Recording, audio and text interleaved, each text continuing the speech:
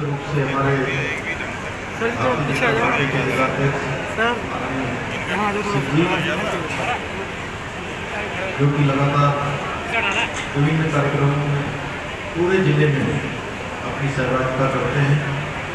हमारे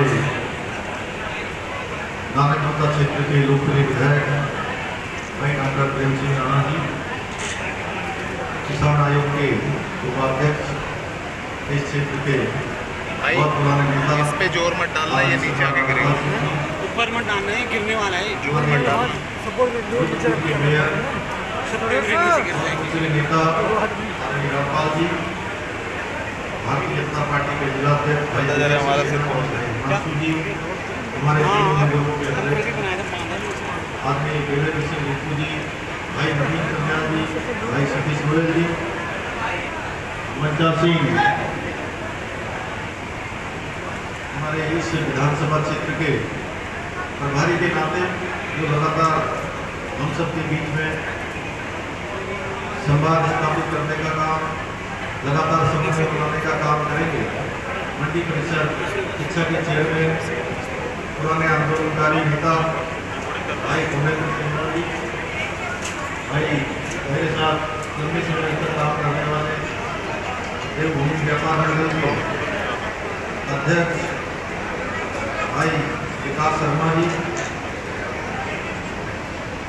यहाँ पर उपस्थित भाई रविशंकर जी, सब प्रकार का मीडिया जो बनाने का काम करते हैं, ऐसे सभी लोगों मैं आप सबका बहुत आभारी हूँ।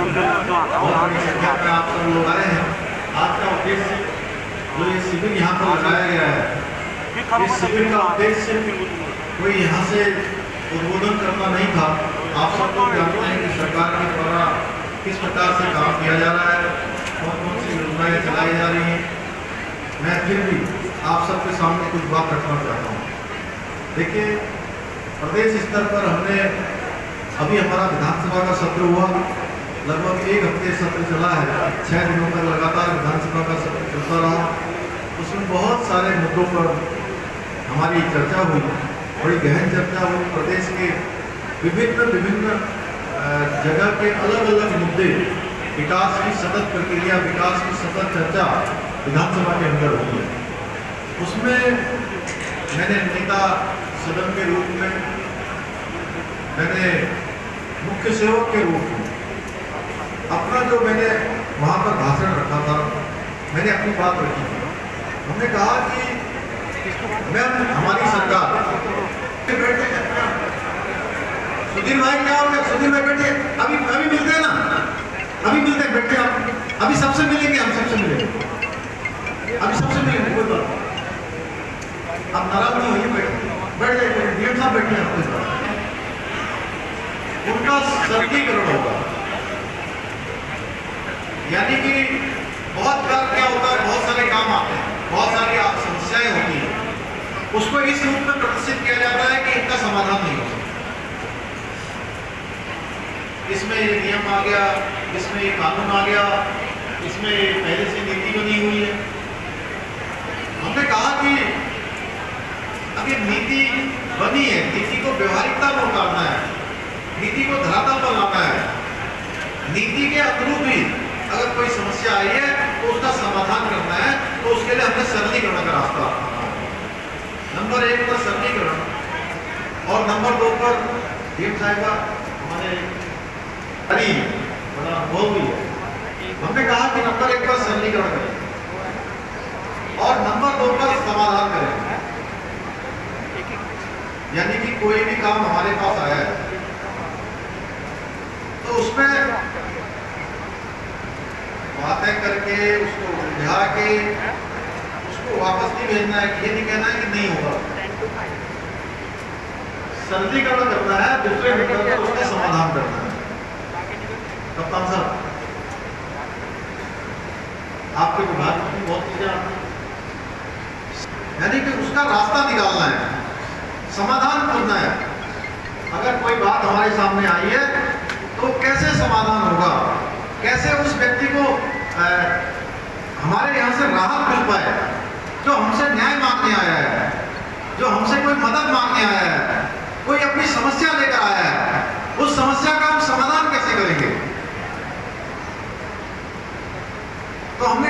सरलीकरण करेंगे, उसके बाद उसका समाधान करेंगे। और तीसरा बिंदु हमारा होगा उसका निस्तारण करेंगे। अब निस्तारण ऐसा नहीं कर देना है कि कागज आया, एप्लीकेशन आई, उस पर 4 चीजें लिख दी, कहा कि ये नहीं हो सकता, ये इसमें ये परेशानी है, इसमें ये कठिनाई है, इसमें ये नियम है, इसमें ये व्यवहारिकता में ये कठिनाई है, और वो भी निस्तारण हो गया। निस्तारण करना है तो पहले 2 बिंदुओं को लेकर, पहले सरलीकरण, समाधान और फिर उसका निस्तारण। यानी कि जो आपके पास आए, जैसे कहते हैं ना कि कोई नौकरी मांगने आ रहा है तो हम उसको क्या करेंगे, कोई बड़ा मैनेजर है, बड़ा जो है फैक्ट्री चलाने वाला है, बड़ा उद्योग चलाने वाला है, या कोई बड़ा अधिकारी है, तो कहते हैं वो रिक्रूट देम केयरफुली। किसी को भी जो है हम सबसे पहले अच्छी ट्रेनिंग देंगे, उसके बाद कहते हैं रिटेन देम नाइसली, और फिर कहते हैं कि रिटायर देम ग्रेसफुली।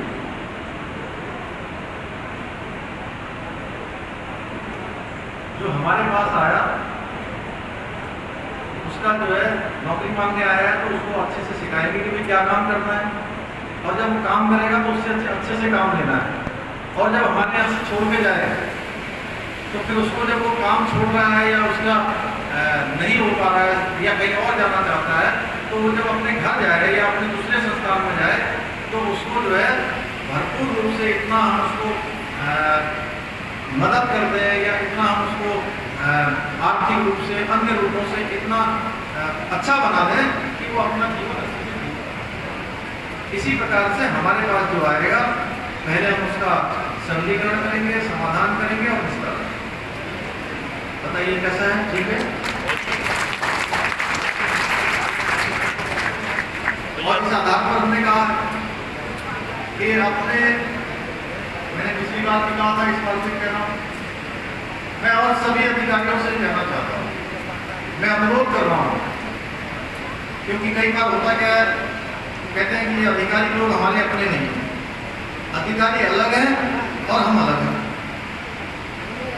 कहते हैं अफसरशाही सुननी रही है, भाई हमने कहा अफसरशाही भी हमारे बीच की है, हमारे ही बीच के हैं, लेकिन अगर नहीं सुनेंगे तो उनका उत्तरदायित्व फिक्स किया, उनकी जिम्मेदारी फिक्स की जाएगी। जैसे मैंने पिछली बार कहा कि जिसका जो काम है वही काम करेगा। यानी कि हमारे ये पुलिस के कप्तान साहब बैठे हैं, एसएसपी साहब, अब पता चला इनके थानेदार साहब का काम भी इनके पास पहुंच जाए तो ये अच्छी बात नहीं। हमारे तहसीलदार साहब का काम जो है हमारी डीएम साहिबा के पास पहुंच जाए या कमिश्नर साहब के पास पहुंच जाए, तो ये सोचना पड़ेगा आप लोगों को कि आखिर अगर ये तहसीलदार के स्तर पर ये काम हो सकता था तो उसको जिलाधिकारी के पास या कमिश्नर के पास आने की जरूरत क्यों पड़ी। इसी प्रकार से अगर दरोगा कोई चौकी प्रभारी है या हमारे थाने के इंचार्ज हैं, उनका काम एसएसपी के पास, आईजी के पास होता है, या आप सबका काम है तो आपका काम देहरादून नहीं पहुंचना चाहिए। अगर वहां तक कोई पहुंच रहा है, अगर यहां टच किए बिना, यहां से बात किए बिना, ये कोई कारण हो कि भाई यहां से नहीं हो सकता, कुछ काम ऐसे होते हैं जो शासन से ही होने, जिसमें सरकार का निर्णय होना है, वो एक अलग विषय है।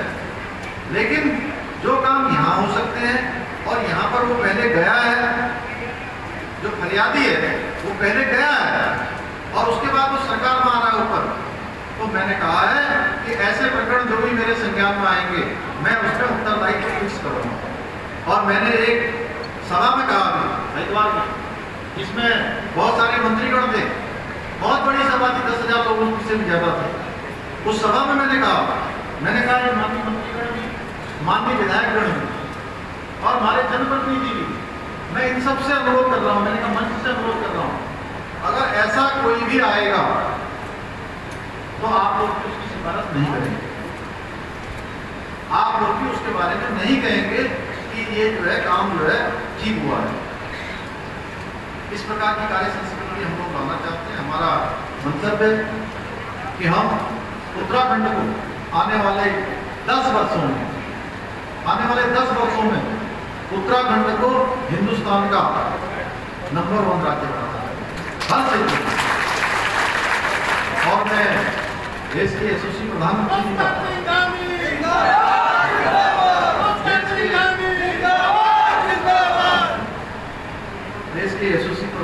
का मैं धन्यवाद करना चाहता हूँ कि अभी पिछले दिनों में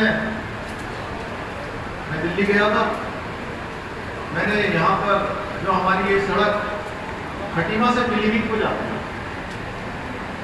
खटीमा से पीलीभीत जाने वाली सड़क के बारे में मैंने वहाँ अनुरोध किया था, क्योंकि 2 राज्यों के बीच की जुड़ी हुई सड़क है, इसका चौड़ीकरण भी कम है, अक्सर खराब हो जाती है। अभी तक ये नेशनल हाईवे नहीं बना है, तो मैंने भारत सरकार में माननीय सड़क परिवहन मंत्री जी से अनुरोध किया कि इस सड़क को आप नेशनल हाईवे बना दीजिए। उनके द्वारा इसमें आदेश निकाल दिया गया है। अब ये सड़क हमारी नेशनल हाईवे बन रही है। लगभग 12-13 किलोमीटर अपने उत्तराखंड में है और 25-26 किलोमीटर उत्तर प्रदेश में। ये पूरी सड़क जो है हमारी आने वाले समय में ये नेशनल हाईवे हो गई है। जल्दी ही इसका सर्कुलर की व्यवस्था आ गया है और विधिवत रूप से इसमें काम शुरू हो जाएगा। इसका चौड़ीकरण भी होगा, इसमें जो है कुछ जो पहले से ऊंचा नीचा है वो भी ठीक होगा। तो इस प्रकार के बहुत सारे काम जो अभी हम लोगों ने भारत सरकार में किया है। हमारे बगल में पूर्णागिरी धाम है, हमारे बगल में नानकमता साहिब है। अभी हमारे डॉक्टर प्रेम सिंह राणा जी ने बताया, हमारी डीएम साहिबा उसको कर रही होंगी वाटर स्पोर्ट्स का तो काम चालू होना है। जल्दी हम उस पर काम चालू करेंगे।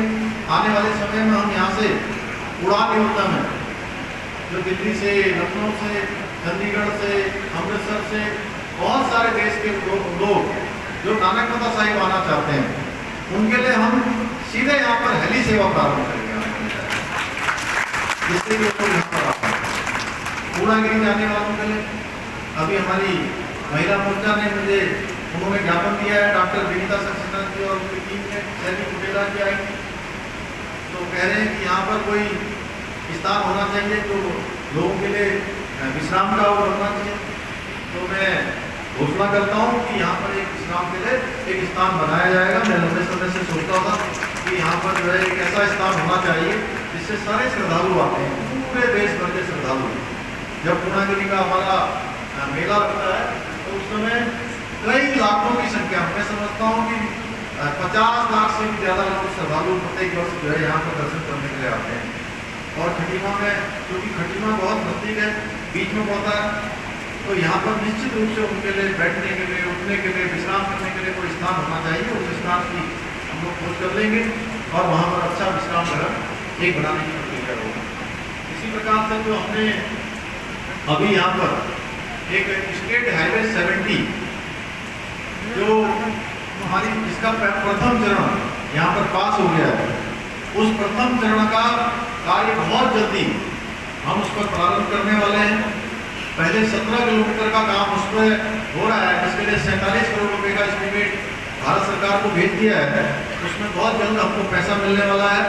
उसके बाद सेकेंड चरण का, क्योंकि कहीं कहीं पर हमको जो है पेड़ हटाने हैं, बिजली के खंभे हटाने हैं, कहीं थोड़ा चौड़ीकरण होना है, यानी कि वो रोड हमारा जो है वहाँ से नानक सागर कॉलोनी से शुरू होगा और नानक सागर कॉलोनी से शुरू होकर हमारा 17 मील तक आएगा। 17 मील से हमारा यहाँ चारों बेटा फैक्ट्री के पास से मुंडेली होते हुए सीधे उधर निकलेगा, ऊँची महुआ संतना होते हुए झंगैया वाली रोड निकलेगा, मेलाघाट वाली रोड में, और मेलाघाट रोड से सीधे वहाँ लोहिया हेड होते हुए, लालकोटी होते हुए चकरपुक्कर जाएगा। और उधर से झनकट हमारा सबोरा, जसारी, प्यूरी और गिरिया मंडोला होते हुए इधर से श्रीपुर, बिछुआ, बगिया घाट और भगवानाथ बिजपुरी होते हुए चकरपुक्कर आएगा। लगभग 54 किलोमीटर का स्टेट हाईवे है। उसके पहले चरण में हमको 17 किलोमीटर के लिए जल्दी हमारा धनराशि आने वाली है, उस पर काम शुरू हो जाएगा। बहुत सारे स्थानों पर अभी मेलाघाट क्षेत्र में छठ पूजा घाट बनाने की अक्सर मांग होती है। मैं इसी छठ से पहले एक भव्य जो है वहाँ पर छठ पूजा का घाट बनाया जाएगा। हमारे तो जमपुड़ा पर पुल बनाने की मांग समय समय पर उठती रही है। हम नेपाल सरकार से और दोनों देशों के उससे बात करते हैं, आस्था श्रद्धा रखते हैं, वो स्थान भी हमारा एक अच्छा स्थान है, उसका पूर्ण सौंदर्यीकरण होना चाहिए, मैं ऐसा मानता हूँ। इसलिए उसकी दिशा में भी प्रयास किया जाएगा। इसी प्रकार से हमारा जनसंख्या बहुत होती है, वो घाट है हमारा शारदा घाट है लाल कोठी का, इन दोनों घाटों का यहाँ पर सौंदर्यीकरण किया जाएगा। नमामि गंगे में हमने एक प्रोजेक्ट किया है, जल्दी हमारा स्टेडियम यहाँ पर बन जाएगा। हमारी टीम ने सर्वे कर लिया है, एक भव्य स्टेडियम चक्रकोट में वन चेतना मैदान पर बनने जा रहा है। इसी प्रकार से हमारा यहाँ पर खटीमा का बाईपास, उसका निर्माण कार्य भी हमारा चल रहा है। हमारा प्रयास है कि अगले इस साल दिसंबर तक ये सारा का सारा काम हमारा पूरा हो जाए। ऐसे बहुत सारे कामों को, बहुत सारी अभी सड़कों के बारे में रिंकू भाई ने यहाँ किया है, नवीन जी ने